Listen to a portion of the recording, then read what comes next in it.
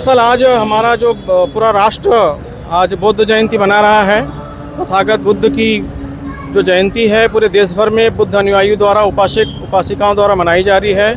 इसी तारतम्य में राजनांदगांव शहर में शासकीय बौद्धिस्ट सेवक संघ के द्वारा जो हर साल की तरह आज खीर वितरण किया जा रहा है, जिसके तहत खीर पूड़ी का एक बहुत ही पवित्र कार्य हो रहा है बांटने का, और इसका बहुत अच्छा रिस्पांस मिल रहा है। 3-4 सालों से देखा जा रहा है कि बहुत ही अच्छा इस संगठन को और समाज को एक अच्छा संदेश दिया जा रहा है। मैत्री की भावना विकसित हो रही है और देश में अमन शांति की भी भावना विकसित हो रही है, क्योंकि पूरे राष्ट्र को ये चाहिए, जब पूरा युद्ध की ओर दौड़ रहा है तो हम तथागत बुद्ध के संदेश को, उनके विचारों को स्थापित करने का काम किया जा रहा है, क्योंकि पूरी दुनिया को बुद्ध ने शांति का संदेश दिया है।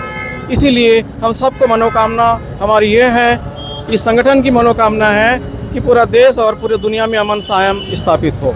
यही हमारा संदेश है। मेरा नाम सिद्धार्थ चौरे।